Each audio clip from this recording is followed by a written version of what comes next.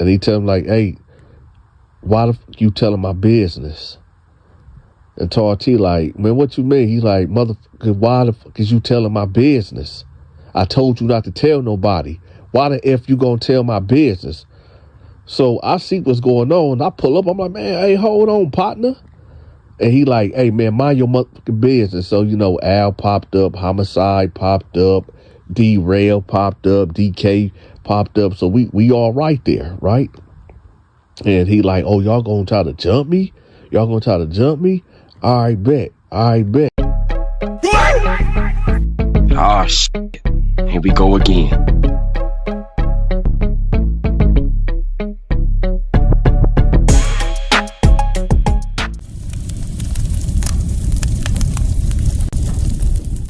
This prison story is about when me and my homeboys had to air out the prison bully in the prison shower. But this story has a dangerous, crazy, horrible twist to it. Now, my homeboy T, he a Crip, right? Dante wasn't in no type of gang politics, no type of politics at all while locked up, right? Now, I did run my own program, which did consist of gang members, and homeboys from my neighborhood and from my city. And again, by no means, I did not run no organization.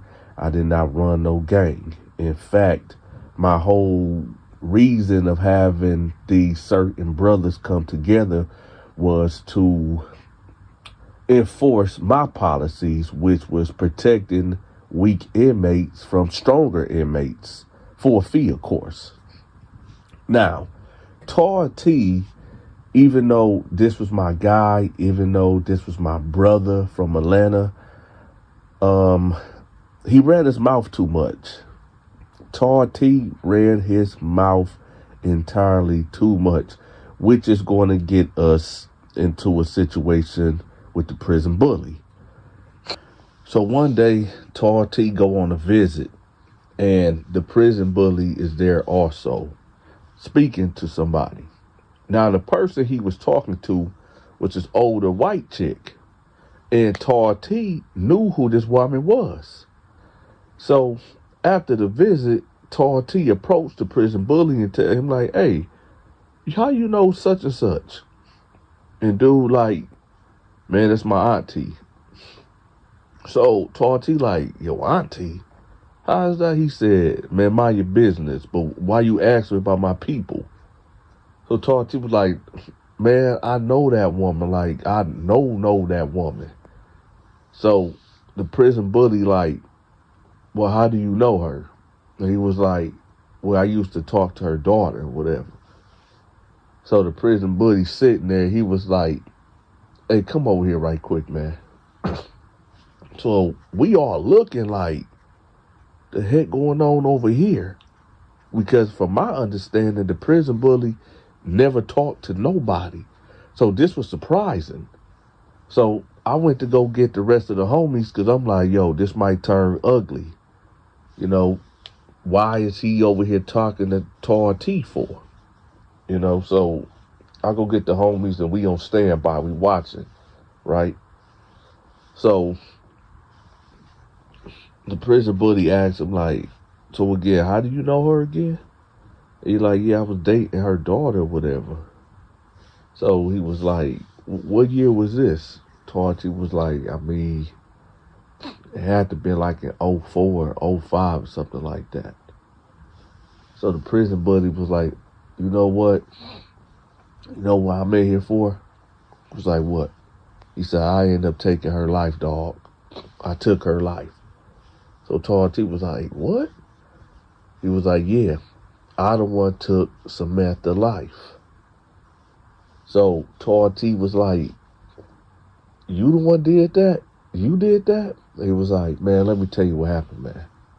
And before I tell you this story, don't tell nobody else this story. All right? T like, man, what's up? So, he tell him like, he met the chick at the gas station, whatever.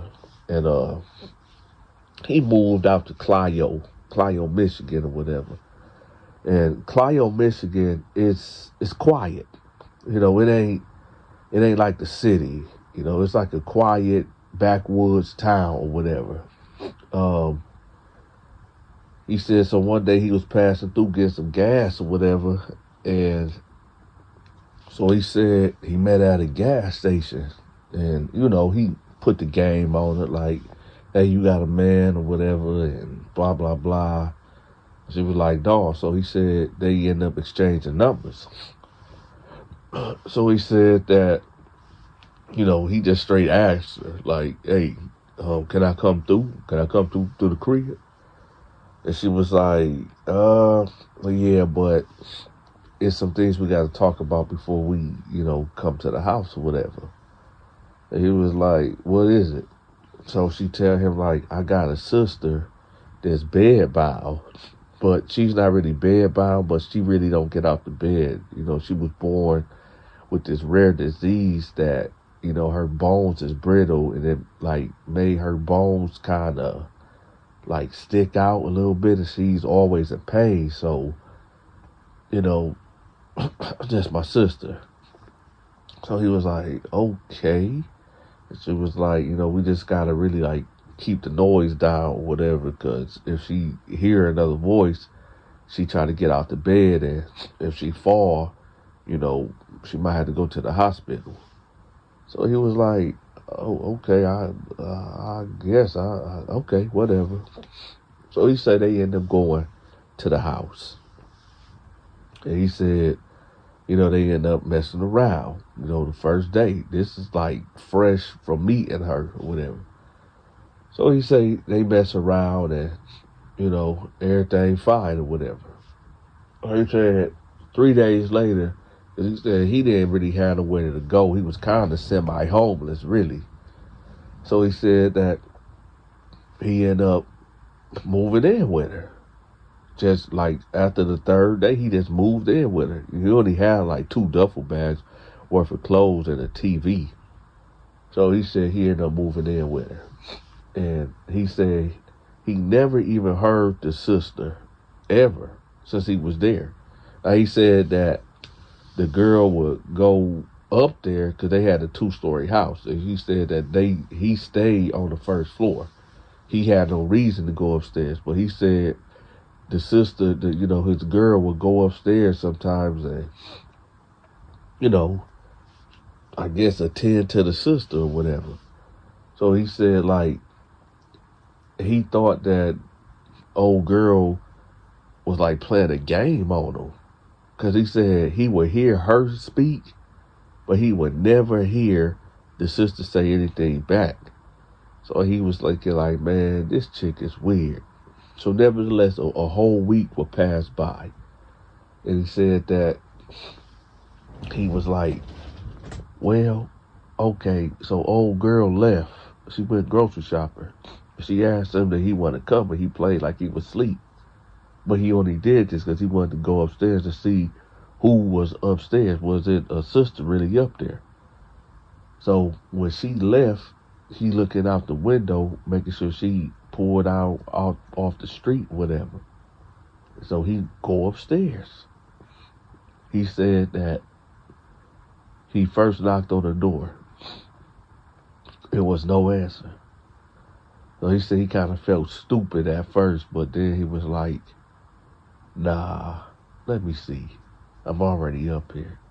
So he said he opened the door like halfway, and he seen a silhouette in the bed. Now the room was dark. It was really dark. There was no light, you know, in it. He said the curtains was one of them keep out light curtains or whatever. So he really couldn't see, but he did see a silhouette in the bed. So he said he just opened the door all the way. It was like, excuse me, hello? He said nothing could prepare him for what he saw. He said what he seen, it was a thing out of nightmares. He said this woman snatched the cover off, right? And you see a lady that's looked at twisted and contoured. A horrible sight to see. In that she had no clothes on. And he said that he just knew she was a monster. Like a real monster. He said Torty, ain't much that scares me in this world. Not much at all. But that what I seen there, I don't know. I was frozen. So he said that the woman tried to get out the bed. And she's yelling at him, screaming. He said he thought she was like a witch. She's yelling at him. And he said he can't really understand what she's saying. But he's stuck. He's frozen. Now, y'all got to understand the prison bully is about 3'15", 6'7", right? This woman struck fear into this guy or whatever. So he said when she tried to get out the bed, she fell. And she started reaching out to him. So he said he heard her close the door and took off downstairs. Now she's yelling. She's hollering. He can't really understand what she said. So he said he go on the porch and he smoked a cigarette.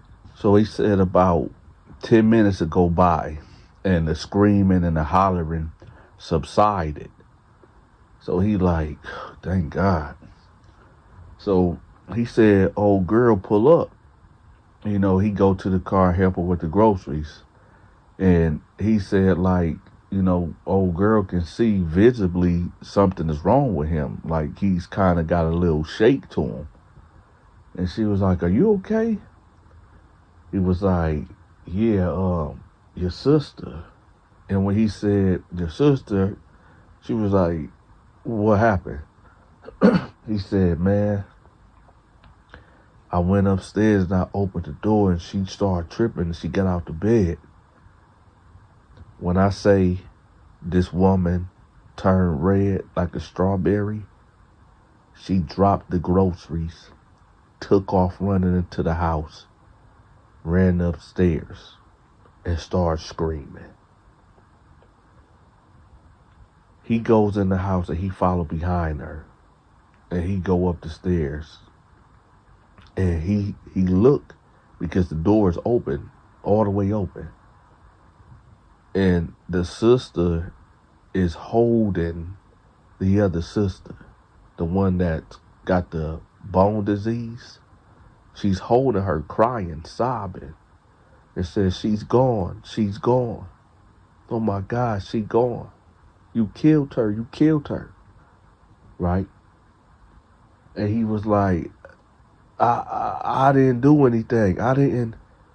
No, I just. She said, I told you don't ever look at her. Don't ever come in this room. You killed my sister. You killed her. Get out. Get out my house. Get out.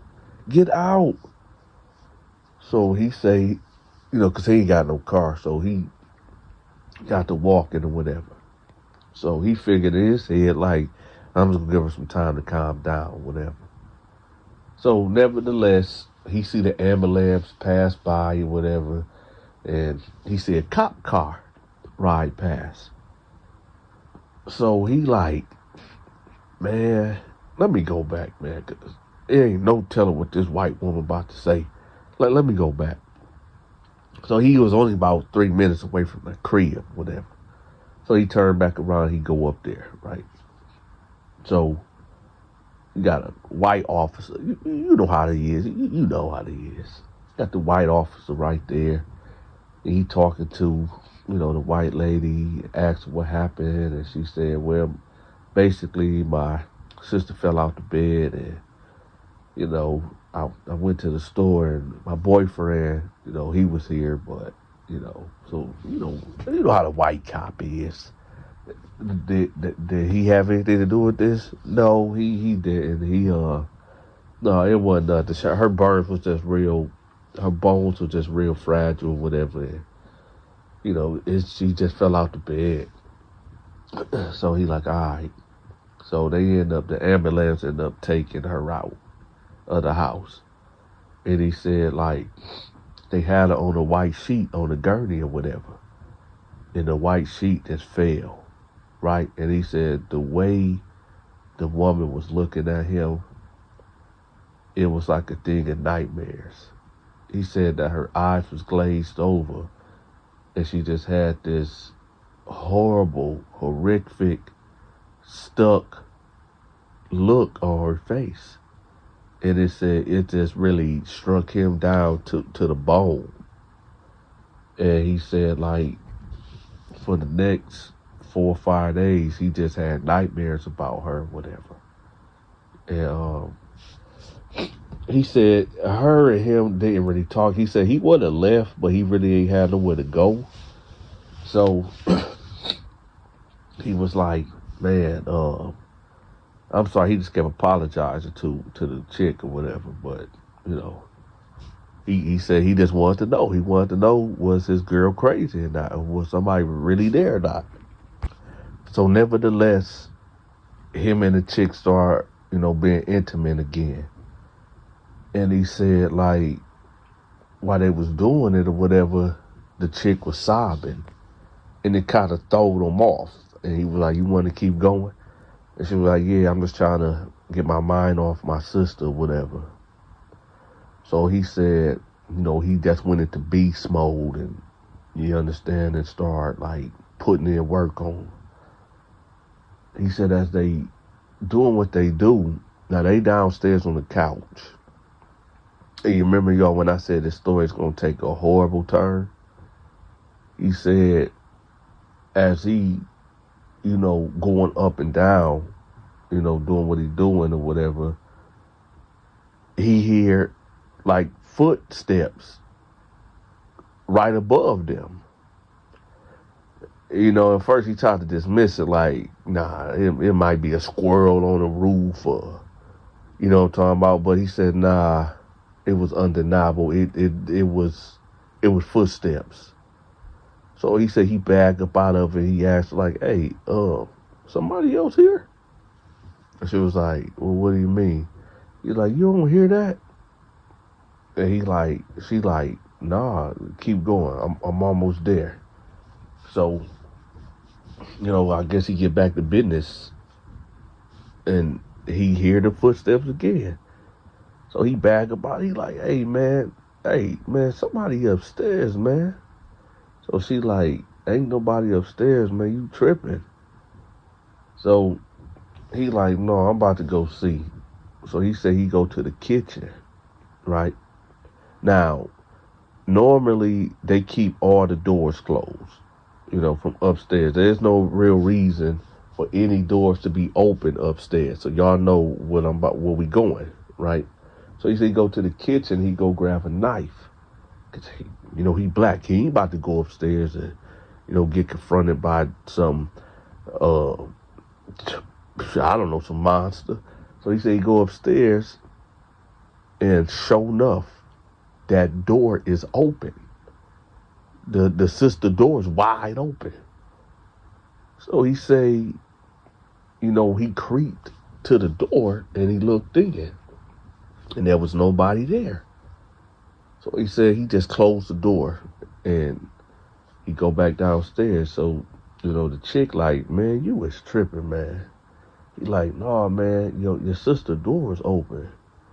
Then you close it? She was like, I don't know. I may have. I may not have. I don't know. But anyway, so nevertheless, they lay down together on the couch and they fall asleep.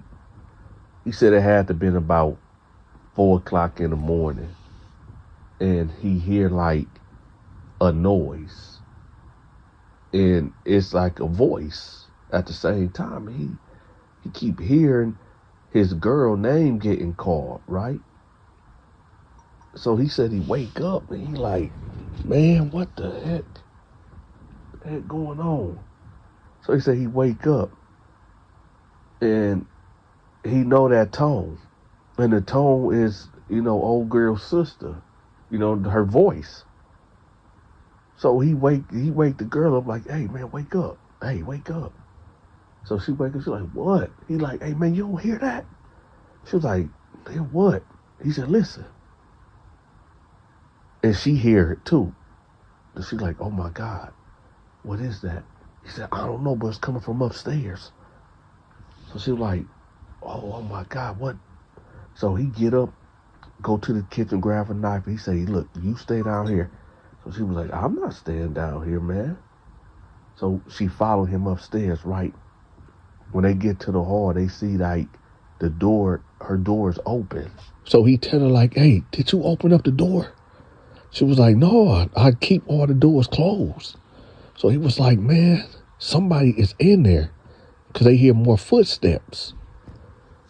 So he said, F it. And he just jumped like in the doorway. And he was like, hey. Right?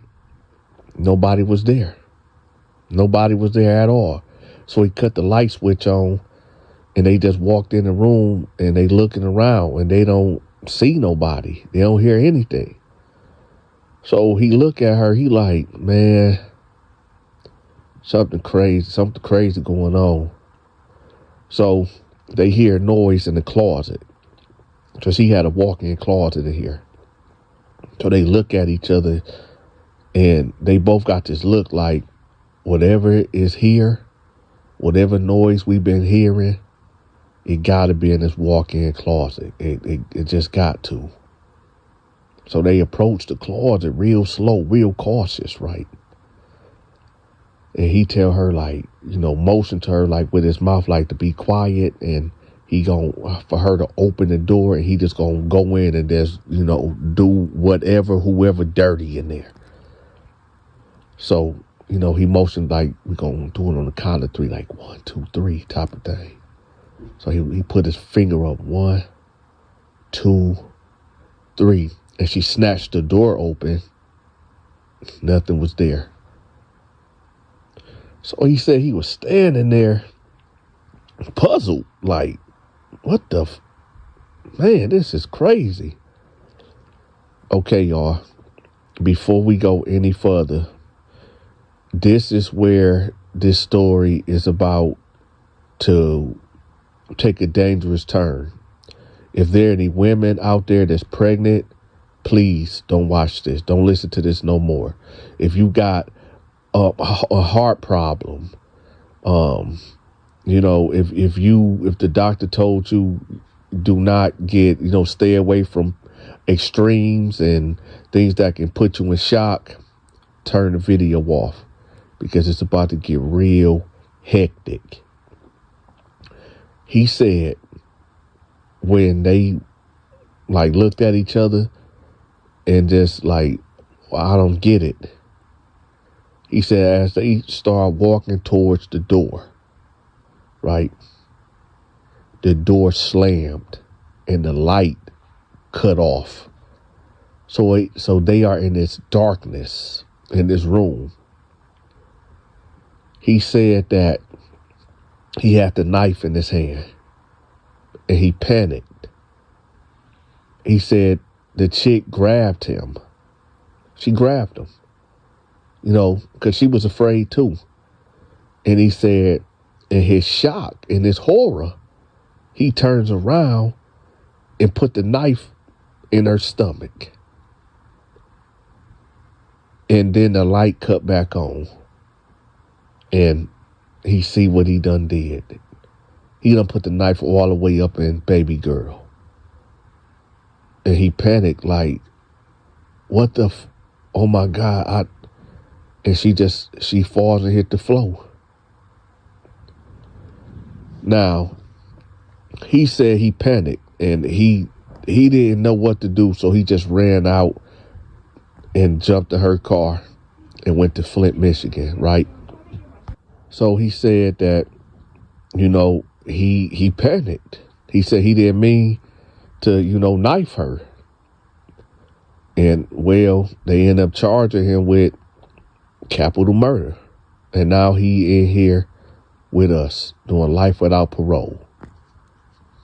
So Todd T man, that's wild, man. I didn't know you did that. So I mean, was it a ghost or what? And he was like, bruh, I don't know, man. I don't know, but that's what happened. That's the honest God truth. He was like, man, that's crazy, man. I did date her. I dated her, but that's crazy. He said, yeah. So then the prison bully was like, hey, listen, don't tell nobody, because I never told nobody this story. So, don't tell nobody. Only reason I'm telling you is because you know her people, whatever. But yeah, don't tell nobody that story. So was like, all right, man. So then the prison bully get up and he go to a cell. T go right over there with us. I'm like, man, what's up, man? What's going on? He was like, man, dog, come on, let's go hit the yard. So me and the crew, we go hit the yard. And I tell everybody, like, fall back. So I'm like, what happened?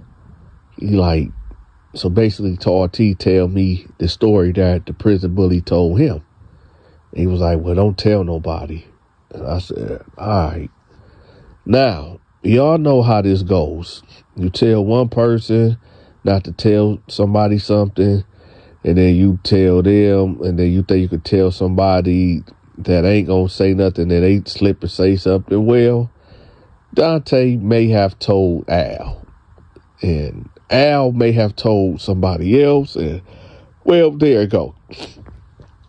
So about 4 days ago by, and the prison bully approached T, and he tell him like, hey, why the fuck you telling my business? And T like, man, what you mean? He like, motherfucker, why the fuck is you telling my business? I told you not to tell nobody. Why the F you gonna tell my business? So I see what's going on. I pull up. I'm like, man, hey, hold on, partner. And he like, hey, man, mind your motherfucking business. So, Al popped up, Homicide popped up, D-Rail popped up, DK popped up. So we all right there, right? And he like, oh, y'all gonna try to jump me? Y'all gonna try to jump me? I bet. And he walked off. So I told T like, man, what's going on? He was like, man, this motherfucker gonna come to me talking about I spread his business around this, man, fuck him. I said, man, man, y'all go get them things, right? So then I seen the guards coming. I said, no, y'all fall back. We gonna get at him later. We gonna get at this dude later, right? So about 3 hours have passed, right? And we looking at him, he looking at us. We all in the day room, right? Now I'm gonna be real with y'all. Yeah, we probably could get him like on a three versus one. We have to dog pile him out, but I don't think none of us could beat this dude 1-on-1. So I said, you know what, y'all? I know what we gonna do so we don't have to cause minimum damage, minimum collateral. We gonna get him in the prison shower. Right. So nevertheless, he get his towel, he get his soap, and he go to the prison shower. And I said, all right, y'all, come on, let's go.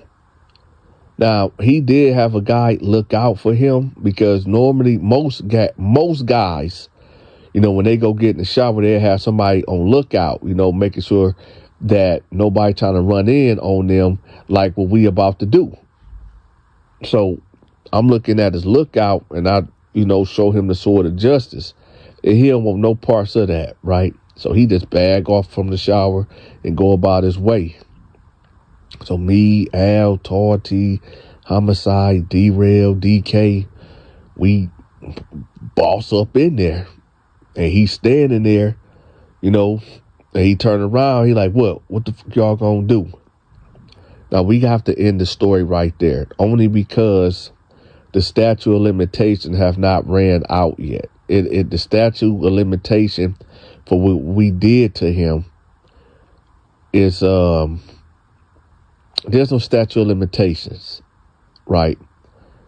And I don't feel like, I'm talking about getting the investigation going on me and my homies and stuff like that. So we just gonna put it this way.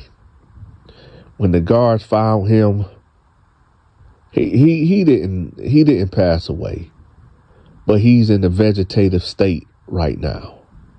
And the last time I heard, he just really came out of it, and he's walking and he's verbal now or whatever. But we did him in. Listen up, y'all. I don't know if this story is true or not. I wasn't there. I don't know if it was a ghost up there in that room. I don't know if, the prison bully was just deranged. I don't know. But a woman did lose her life. I don't know if the events played out exactly the way he told T. I don't know. I just don't know. In fact, y'all let me know in the comment section, do y'all think this story is true, or this just a load of convict crap? Just let me know in the comment section, because on the real, I kind of believe it, because I can see something happening like that, where maybe they were so paranoid that maybe it was a squirrel on the roof, or maybe they had rats, and maybe they thought that, you know what I'm saying, that the footsteps that they heard was footsteps. It was really a mouse or something running around up there. And maybe it's just mass paranoia going on. I don't know. And then maybe the sister thought that she closed the door but didn't. And everything that's played in the way that it played. I don't know, man. I don't know. So, like I said, y'all let me know how y'all feel about this one.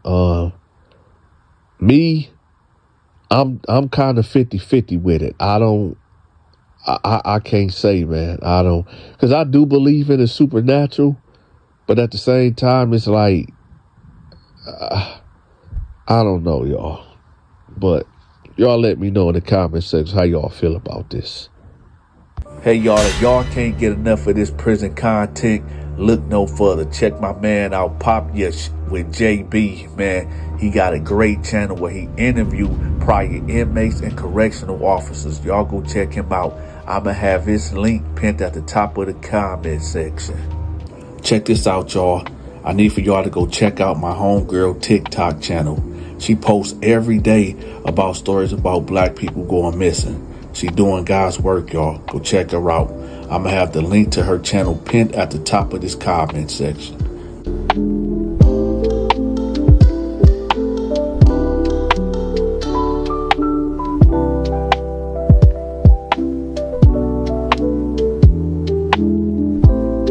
Hey, yes you. Are you a member of the Donta Show Network? If not, I got you. I will have the link to my members only videos pinned at the top of the comment section. You'll get access to my exclusive videos, which is my skits and my movies. Also, when you become a member, I'll give you a special shout out on the 15th of every month. Again, the link to the members only videos will be pinned at the top of the comment section. I drop a brand new video every day at 5 p.m. Standard Eastern Time. If you want me to promote your business, your social media channel, your products, your storefront, if you got a song, if you got a book, get in contact with me at 313-452-8981. That's 313-452-8981. Or email me at THEDONTASHOW88@yahoo.com.